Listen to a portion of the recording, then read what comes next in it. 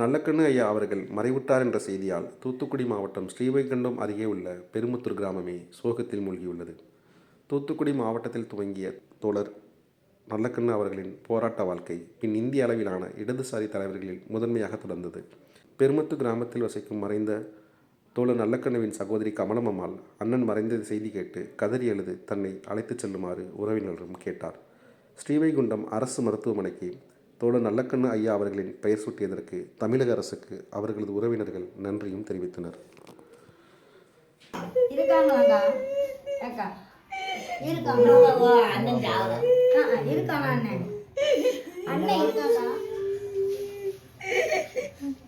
Collector கூட தருந்தமா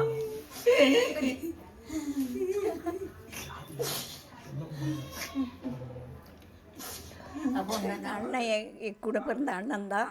அவங்க கட்சியில் சேர்ந்து ரொம்ப நாள் ஆகிட்டு அங்கேயே இருந்துட்டுறாங்க. எங்கள் வீட்டுக்கு வந்தால் என்கிட்ட தான் தங்குவாங்க. நான் தாய் மாமனார் வீடு தாய் மாமனார் கொடுத்தது வந்தால் என்கிட்ட தான் தங்குவாங்க. இங்கே தான் இருப்பாங்க. அப்போ எங்கே வந்துட்டு போன பிறகு நாங்கள் போகிறேன். இங்கே இங்கே ஒரு நாள் தங்கி இருந்தது. அதுக்கு பிறகு நான் இப்போ இவ்வளோ பார்க்க போவோம்னு பையன் கூட்டிகிட்டு போகிறோம்னா மாதிரி கூட்டிகிட்டு போகல. அப்போ இதாகிடுதோ அவங்க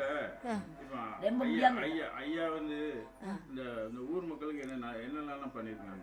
ஊருக்கெல்லாம் நல்ல உதவி. எல்லா பக்கமும் நாங்கள் நெறித்தாளர்லாம் அரெஸ்ட் பண்ணாங்க. அங்கெல்லாம் நல்ல உதவி. எஸ்சி அடுக்களுக்கெல்லாம் கொஞ்சம் உதவினது தான். அண்ணனை அரெஸ்ட் பண்ணி விறகு முதற்கொண்டு மாட்டிட்டாங்க. அதுக்கு பிறகு எங்கள் சொந்தக்காரங்க களக்காட்டில் இருக்காங்க. உடனே எங்கள்கிட்ட ஃபோன் பண்ணிட்டாங்க. அது பிறகு அண்ணனை மதுரை கொண்டு போயிட்டாங்க. மதுரை கொண்டுட்டு போனதும் பழையபடி மதுரையில் நாங்கள் எல்லோரும் பார்க்க போனோம்.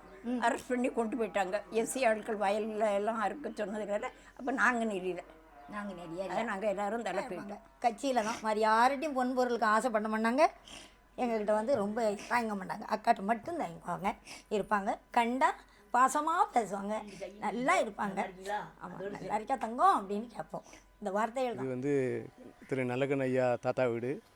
இது வந்து அவங்க பூர்வீகமாக வாழ்ந்த வீடு. இந்த 4 வீடுமே அவங்க அண்ணந்தம்பி வீடு தான். அவங்க மொத்த 10 பிள்ளைங்க. ஐயா இன்றைக்கி ரொம்ப தாத்தா உடல்நிலை சரியில்லாமல் தவறிட்டாங்கன்னு இப்போ தான் நியூஸ் கேள்விப்பட்டோம். ரொம்ப வருத்தமாக இருந்துச்சு. இந்த ஸ்ரீவைகுண்டம் மருத்துவமனைக்கு ஐயா பேரை சூட்டி தாத்தா பேரை சூட்டி அரசு அறிவிச்சிருக்காங்க.